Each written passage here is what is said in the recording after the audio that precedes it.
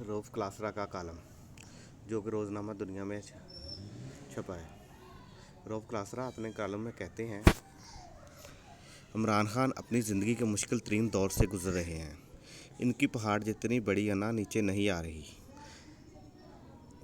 वो एक ऐसे गर्दाब में फंस चुके हैं जहाँ से निकलने का इन्हें कोई रास्ता नज़र नहीं आ रहा। इस मुल्क में सियासत पुलिस रात पर चलते या लटकते रहने का नाम है। मज़े की बात यह है कि सियासतदान एक दूसरे को उल्टा लटकाकर खुश और मुतमिन रहते हैं।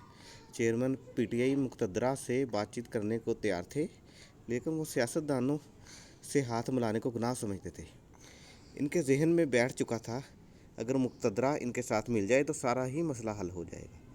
इन्हें दो मौके मिले थे जब वो मुक़्तदरा को कमज़ोर कर सकते थे।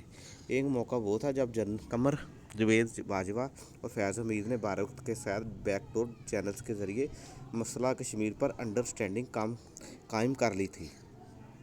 भारतीय वज़ीर-ए-आज़म मोदी ने 10 दिन पाकिस्तान में रहना था। मोदी ने इस्लामाबाद में साबिक़ वज़ीर-ए-आज़म से मिलकर दोनों मुल्कों के दरमियान नए ताल्लुकात की बुनियाद रखनी थी।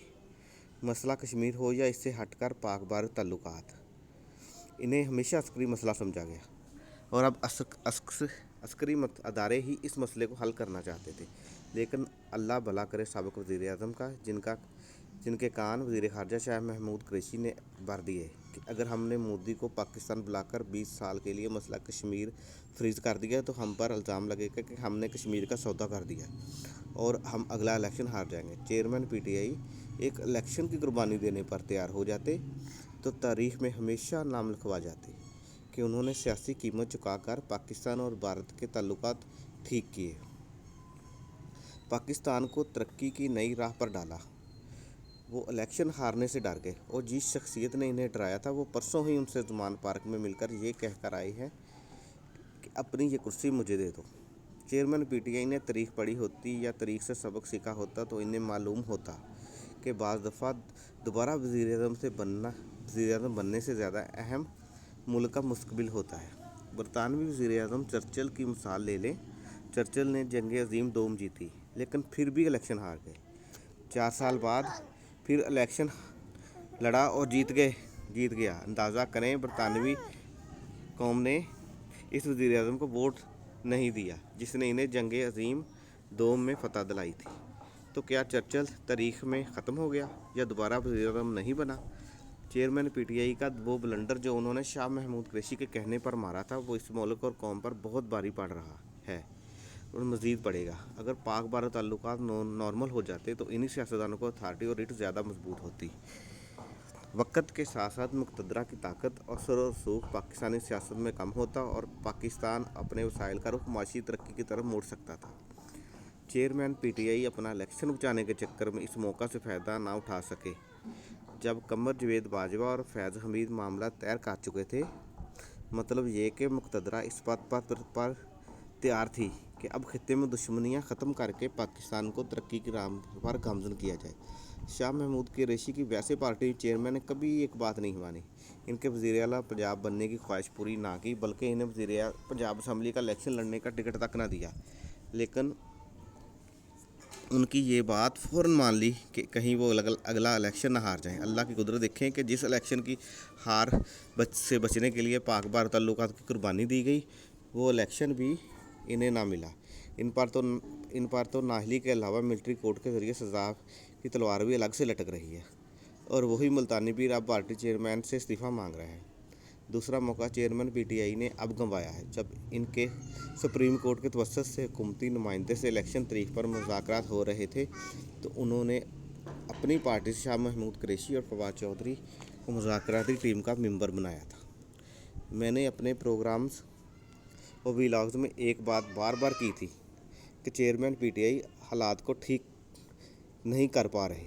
वो अवामी क़ुव्वत के ज़ोर पर जिस कैफियत से गुज़र रहे हैं वो इनसे ब्लंडर करवाएगी। वो अदलिया और अपने साथियों का ज़रूरत से ज़्यादा इम्तिहान ले रहे हैं।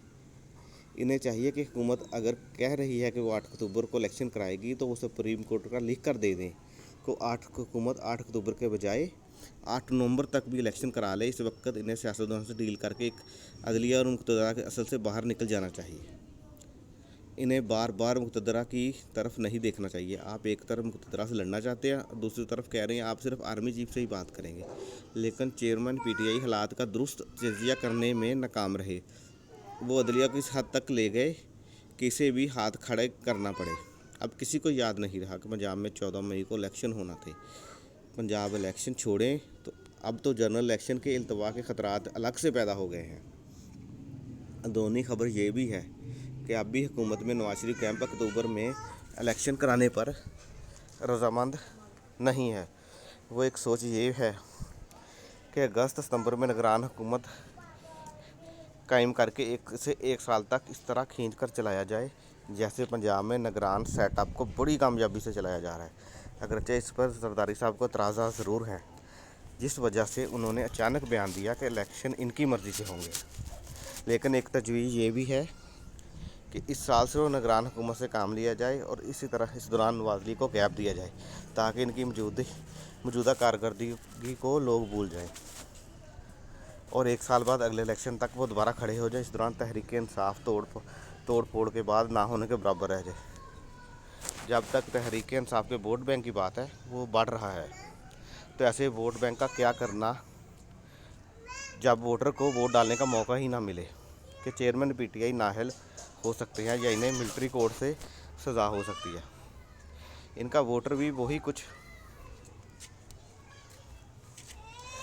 कुछ करेगा जो पीपल पार्टी और नवाज लीग का वोटर माजी में करता रहा। ऐसी सूरत में वो घर से वोट डालने ही नहीं निकलेगा। जो चेयरमैन पीटीआई हस्बे तवक्का होश के बजाय जोश से काम लेकर अपने हाथ पांव बंधवाकर खुद को ज़मान पार्क में कैद करके अपनी पार्टी तड़वा बैठे। मैं अकेला ही काफ़ी हूँ का दिल पजीर नारा सोशल मीडिया पर अब भी ट्रेंड करता है, लेकिन जो उनके हमदर्द ये ट्रेंड चलाकर उनको इस हालत तक लाए हैं वो खुद मफरूर हैं।